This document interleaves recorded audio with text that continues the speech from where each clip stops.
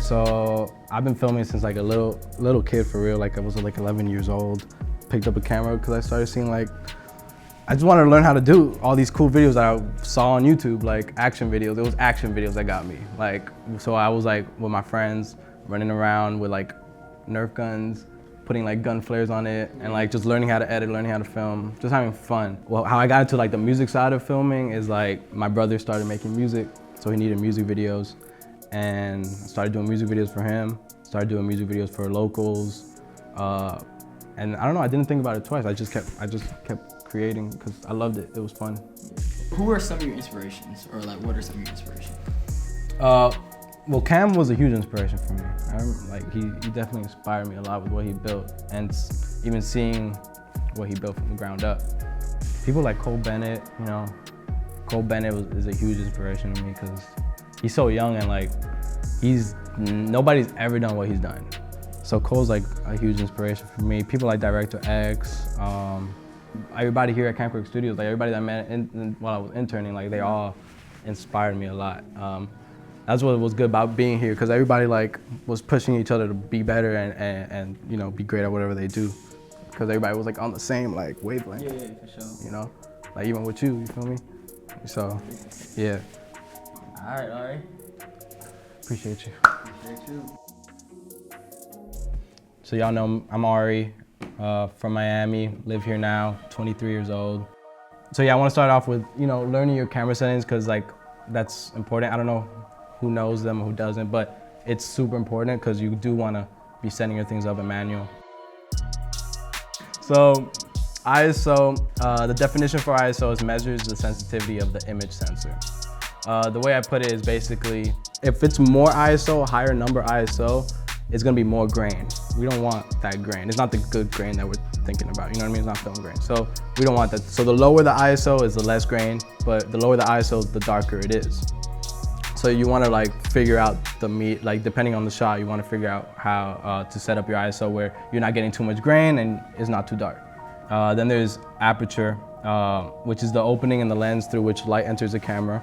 So basically imagine it like this, and once you open the aperture, it just opens up in the lens, you know, and it closes. You would usually see it as f1.8, f4, and each lens has a different f-stop, like the lowest f-stop. Like this one goes only to 2.8. This one goes to 1.4. So like, I know that this is good for low light because it goes low, it opens big. So shutter speed, it is measured in fractions. So you're gonna see it as 1 over a number. So whatever that number is. That number is dictated by the frame rate. So let's say we're shooting at 23 frames per second.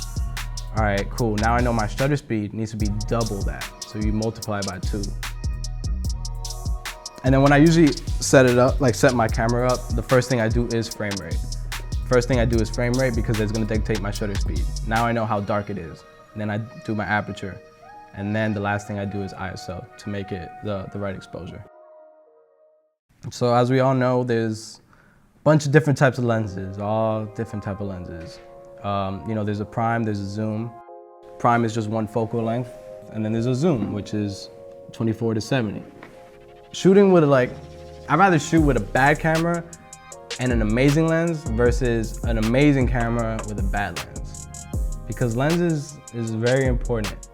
You know, you're gonna want that extra aperture, that extra stop to make, because it might be super dark and now like you have to put your ISO all the way up and now it's super grainy.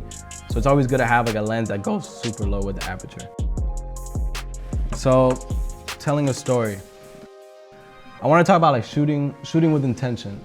You wanna go there thinking ahead of time or in the moment and have these shots have purpose. So even like with let's say we're just shooting a concert. Still tell a story. You can still show what, you know, you want to show the establishing shot. Where are we? You know, you want to show the close-ups, maybe the DJ, maybe the speakers. You want to show the crowd turning up.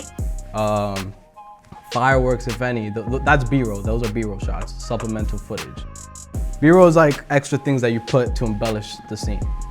You want to like get the viewer to feel like they're with you in whatever scenario you're in. So when I say tell a story, it doesn't need to be a narrative. I'm just saying like tell a story of whatever you're shooting right there and then. I say overshoot is better than undershooting. You'd rather have more footage in the end of the day. So when whoever's editing or you're editing, you have all that footage versus like, damn, I needed that shot, you know? All right, cool. So yeah, working with a team. It's good to know everybody's role, like what I was saying, like having the hat of everybody so you know what everybody does and how everybody works together. But that's why it's good to know like how to light and how to do this and how to do that, because you might be there, you might need to set up the light, you might need to put the mic on the person for the interview or whatever the case may be. You gotta do it all. You gotta learn how to do it all until you're able to delegate those jobs to other people. Like people always ask me like, how do I get to the position I'm at? And putting yourself in in that environment where people are like-minded, people are trying to achieve the similar goals, it's a game changer.